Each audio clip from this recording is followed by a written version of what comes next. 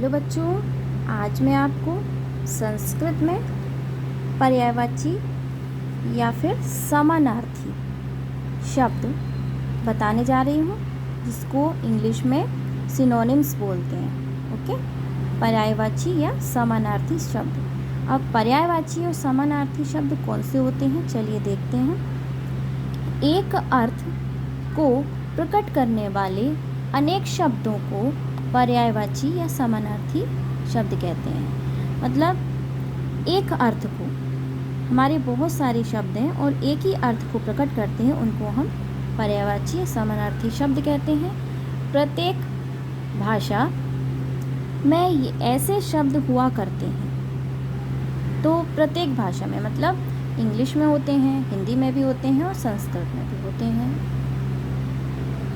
यथा मतलब जैसे, संस्कृत में वारी को नीर और जलम भी कहते हैं। तो वारी को क्या कहते हैं, नीर और जलम भी कहते हैं। तो संस्कृत में प्रचलित कुछ ऐसे महत्वपूर्ण पर्यायवाची शब्दों की सूची ये निम्नलिखित है, जिसको आज हम पढ़ेंगे।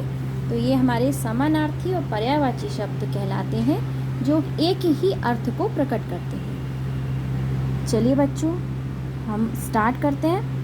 अंधकारः, अंधकारः को हम संस्कृत में तमः और तिमिरः भी कहते हैं। तो तमः और तिमिरः ये हमारे पर्यायवाची शब्द हैं अंधकारः के।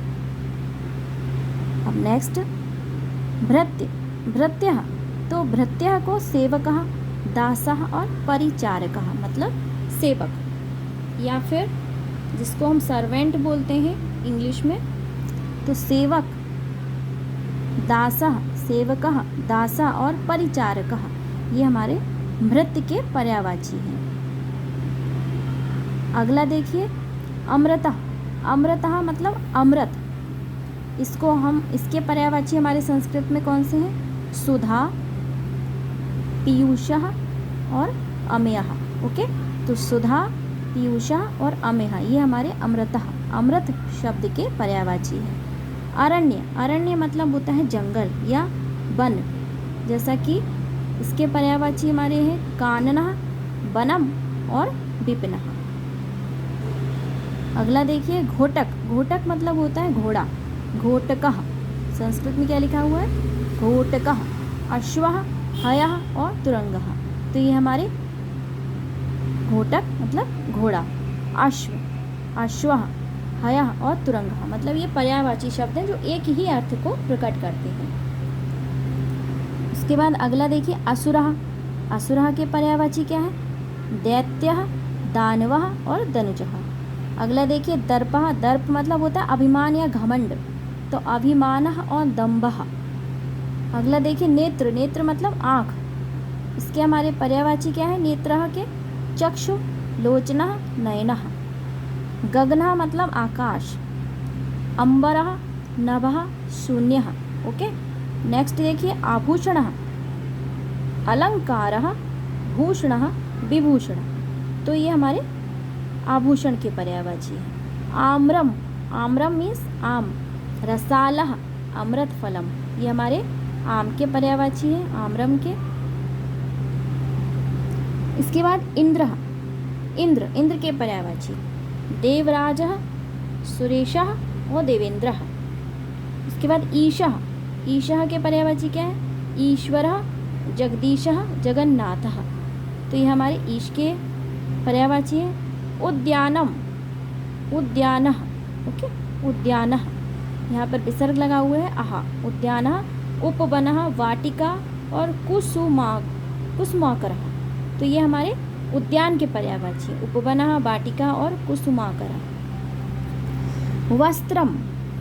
वसनः, चीरः, अंबरः, पटः ये हमारे वस्त्र के पर्यायवाची है।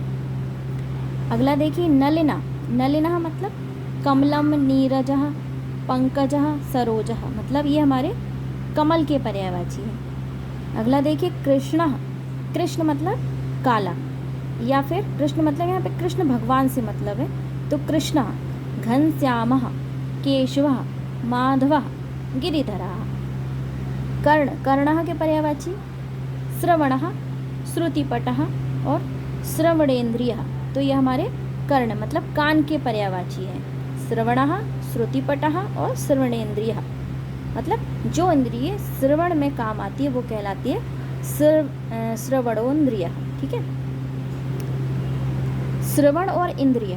ठीक है, तो हो गया श्रवणेन्द्रिय। ये हमारी गुण संधि हुई बच्चों। उसके बाद करह, करह मतलब होता है हाथ, लेकिन यहाँ पर करह का मतलब है हमारा किरण से, किरण, रश्मि, अंशु। ओके, जैसा कि अंशु, रश्मि और किरण, वैसे कर मीन्स हाथ भी होता है बच्चों। और उसके बाद नेक्स्ट देखिए पिकह, पिकह मतलब कोयल होती है ना, पिकह, पिक, तो कोकिलः, पिकह के हमारे जो पर्यायवाची है वो है कोकिलः, परभृतः और श्यामा। ओके, तो श्यामा, परभृता और कोकिला, ये हमारे 3 जो पर्यायवाची हैं वो पिकह के हैं। पिक मतलब कोकिल, कोकिल या कोयल। गंगा, अब गंगा जो नदी है उसके पर्यायवाची क्या है? भागीरथी, देवनदी और मंदाकिनी। भागीरथी, देवनदी और मंदाकिनी, ये हमारे गंगा की पर्यायवाची हैं। तो बच्चों ये जो पर्यायवाची समानार्थी शब्द हैं वो हमारे शब्द जो हैं ये संस्कृत में हैं। इसी तरह समानार्थी और पर्यायवाची शब्द हमारे इंग्लिश में भी होते हैं, हिंदी में भी होते हैं। तो जो समान अर्थ को प्रकट करते हैं, समान अर्थ को बताते हैं, वो हमारे पर्यायवाची या फिर समानार्थी शब्द कहलाते हैं, जिनको हम इंग्लिश में कहते हैं सिनोनिम्स। ओके बच्चों, तो मैंने आपको आज संस्कृत में पर्यायवाची और समानार्थी शब्द बताए। ओके, तो आप इनको लर्न कर सकते हैं, याद कर सकते हैं। लेकिन बच्चों वीडियो को देखने से पहले और देखने के बाद please like, share and subscribe my channel. Okay बच्चों, नमो नमः।